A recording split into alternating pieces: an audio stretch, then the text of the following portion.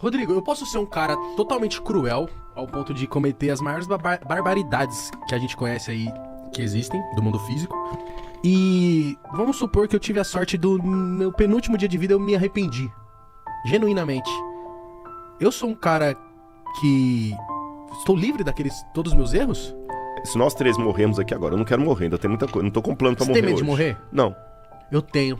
não tem. Se eu fui um canalha a vida inteira, aí tipo assim, nos 48 do segundo tempo, eu falei assim, olha que como eu fui besta. Essa que é a questão, porque a gente, por mais que você faça boas obras, você nunca vai pagar o céu. Desculpa a pergunta, mas esse perdão também ele não veio meio disfarçado? Isso não é ruim? Rodrigo, eu posso ser um cara totalmente cruel ao ponto de cometer as maiores barbaridades que a gente conhece aí, que existem, do mundo físico.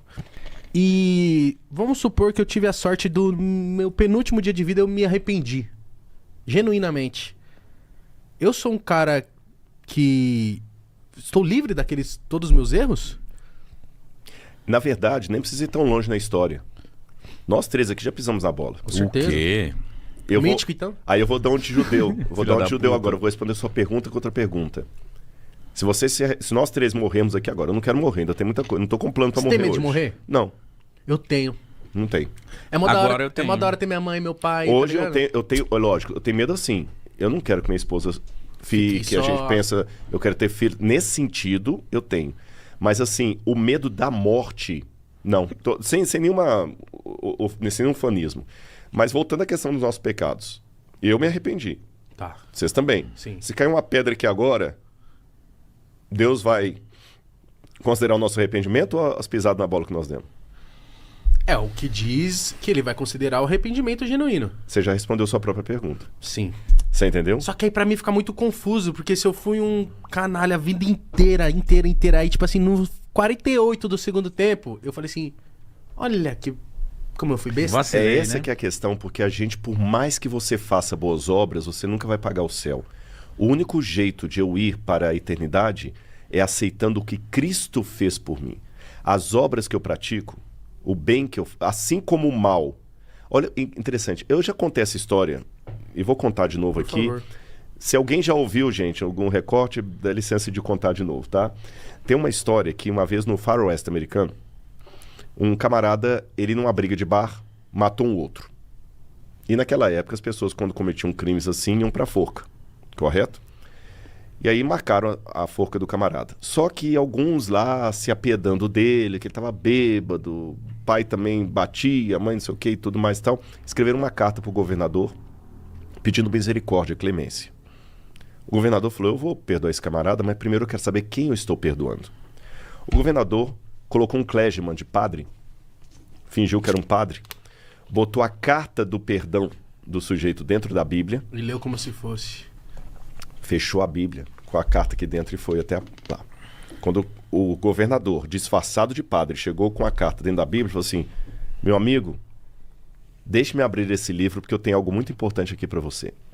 O camarada da Sé falou assim, cai fora daqui, começou a xingar, palavrão, velho safado, não quer saber de Deus não, cuspa no seu Deus. Velho safado. Se você vier aqui, você vai ver o que eu vou fazer, não sei o que e tudo e tal. Começou a pegar o colchão que tava e bater. E aí o governador ainda insistiu, meu amigo, deixa eu abrir esse livro, tenho a vida para você aqui. Não quero saber, não. Começava a cuspir e tudo. O próprio carcereiro falou, não é bom se você se aproximar da grade. Ele falou, tá bom. Saiu.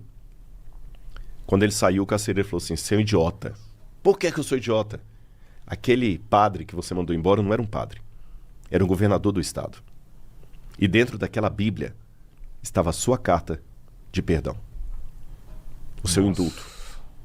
No dia do enforcamento, eles deram as últimas palavras para aquele rapaz. E ele, olhando para todos que estavam ali, falou assim, eu quero apenas dizer uma coisa. Muita gente está pensando que eu vou ser enforcado pelo crime que eu cometi. Eu vou morrer pelo perdão que eu recusei. Ninguém vai para o inferno pelos pecados que cometeu. Entendi. Mas Foi esse pelo perdão, perdão mas que o recusou. perdão ele Desculpa a pergunta, mas esse perdão também ele não veio meio disfarçado? Isso não é ruim?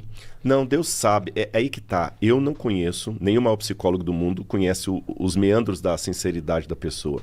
Mas Deus conhece. Deus conhece até, se você me permite, a diferença do mesmo pecado praticado por um e por outro. Eu vou dar um exemplo para você. Quem estuda um pouquinho de psicologia, e não que eu seja psicólogo, mas eu já fiz tanta terapia que a melhor maneira de ser mecânico é tendo um carro que dê problema, né? Sim. Vamos imaginar duas situações de duas meninas promíscuas. Tá bom? Vou chamar uma de Maria e a outra de Joana. A Maria é uma promíscua. Galinha até falar chega. Fica pegando o nome dos outros, fica pegando namorado dos outros. Você entendeu? Ela vai lá, tal. Ela tem uma amiga, daqui a pouco ela tá dando em cima do marido da amiga e tudo e tal. E ela realmente é uma menina perigosa. Ela não tem caráter. Ela é promíscua. Ela não é fiel a ninguém, ela engana os caras. Toda hora tá com um cara, tá com outro, tá com um, tá com outro. Seduz o cara, depois joga fora. Essa é a Joana. Joana que eu falei, né? A Maria faz a mesma coisa quase. A Maria se insinua para os homens. É sedutora. Se entrega fácil. Mesmo o cara sendo comprometido. Eu e vocês olhando aqui, a gente pensa que é 6 e meia dúzia. Sim. Mas aí o psicólogo descobre que a Maria, na infância, foi abusada pelo padrasto a infância toda. E quando ela foi contar para a mãe ficou a favor do padrasto e botou ela para fora de casa. Todo mundo conhece uma história dessa. Uhum. Se você soubesse os efeitos colaterais de um trauma de abuso que deixam na vida adulta de uma mulher, você entende por que ela está fazendo aquilo. Sim. Veja bem, eu não pus pano quente sobre o erro, eu não falei que é correto, mas eu tenho que ter a sensibilidade de saber que, embora as duas estão tendo o mesmo comportamento, uma é por mau caratismo, a outra é um trauma de infância. Talvez, sei lá, tem 1000 coisas que fazem a mulher ficar assim depois. Cada uma reage de um jeito. Às vezes ela perdeu completamente o respeito por si mesma. Às vezes no inconsciente dela ficou assim, eu só vou ter um homem se eu me insinuar por ele. Eu tenho que me punir pelo que eu fiz com minha mãe. Sei lá. Há várias coisas. Até ela conseguir a cura terapêutica para ela se libertar daquele comportamento, ela vai ser tão promíscua quanto a outra.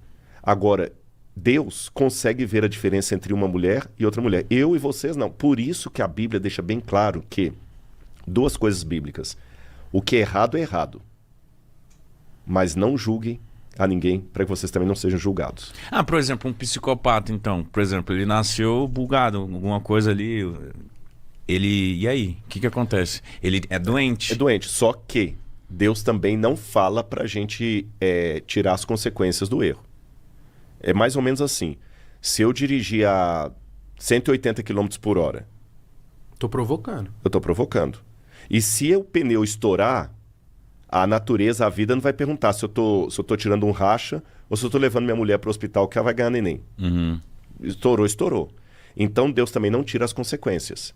Mas o lindo da história é que, independente das coisas que te aconteçam, se você se entrega à vida a Deus, Ele consegue ir escrevendo a sua história. Por isso que a Bíblia não é feita só de pessoas certinhas. Você tem um cara como Sansão, o cara nasceu do avesso, rapaz. Sempre com problema e tudo e tal. Mas conforme o tempo passa, Rodrigo, isso me faz crer que a gente tem cada vez mais a que aprender com Jesus. Porque, a gente vê isso acontecendo hoje cada vez pior. Julgamento. Hoje com internet e globalização tá pior ainda. E tal. Recortes. Você falou, eu aproveito o ensejo. Quem pega um recorte para julgar o caráter de uma pessoa está pecando sério contra Deus. E, pelo que eu li, quando Jesus Cristo veio pra Terra, tinha prostituta, gay, lésbica, enfim, tudo isso que as pessoas recriminam e julgam, apontam o dedo. E ele não julgou ninguém, ele abraçou todos. Curou, né, ensinou e tal.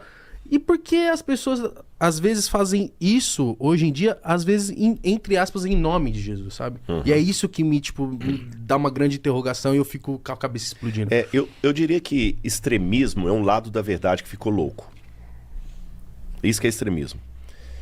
Então, e nesse extremismo nós temos dois elementos aqui, dois polos que eu quero apontar.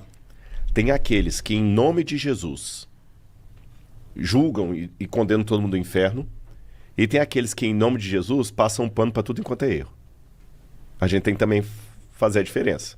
Você entendeu? Porque Jesus, ao mesmo tempo, você tem razão, ele comia com prostitutas, pecadores, etc. Mas ele também falou com a mulher adúltera, vai e não peques mais. Ele falou com outro cara lá que ele curou, olha, não peque de novo para que coisa pior não te aconteça. E ele também julgou pesado quando alguns queriam vacilar ali. Então, essa sensibilidade de amar o meu semelhante e ver nele não o que ele é, mas o que ele pode vir a ser, transformado pela graça de Deus. Por quê? Eu acabei não respondendo a pergunta que você me fez lá atrás de nós, a imagem de Deus. Sim, sim. Quando Deus resolveu criar seres que não eram como ele teve que pagar um primeiro preço lá atrás. Sabe qual foi o preço? Qual? Ele tinha que se diminuir para ser compreendido. E como ele fez isso? Nossa. Aí ele se irritou. A pessoa de Jesus. Entendi. O Lutero dizia o seguinte, que os homens usam uma máscara para esconder o rosto deles. Deus é o único que usa uma máscara para mostrar quem ele é. Porque Deus é tão grandioso, tão grandioso, tão grandioso, que o único jeito de Deus se mostrar é se escondendo. Ele diminui a glória dele. Então Jesus... Ele se passou por ingênuo? Não, Ingênuo assim, eu vou pegar a primeira parte. Ele se passou por... Não. Ele se tornou um de nós. Foi o preço para nós compreendermos. Tem uma outra história que eu conto também, que é como se fosse um aquário com peixes do mar. Essa história, na verdade, é de Philip Yancey. E o dono do aquário, toda vez que ele ia colocar a cara lá no aquário, os peixes tudo saiu fugindo dele. Pô, mas caramba, eu cuido desses peixes, o pH da água é caro, ração cara, paguei caro, mantém tudo. E os peixes não entendem o quanto eu usamos. Toda hora que eu chego para cuidar deles, eles correm de mim. Aí alguém falou assim, mas você também é muito grande, você parece Deus para eles. Aí ele perguntou assim, tá, e como é que eu faço então para mostrar que eu amo? Só tem um jeito, você virar peixe e entrar no aquário. Aí eles não vão temer você, mas também poderão rejeitar você, que você está pequeno demais. Cristo é Deus que entrou no aquário. Por isso que, ao mesmo tempo que ele é grandioso... Ele morreu crucificado. Ele morreu crucificado, é tão pequeno. Ele se tornou um de nós.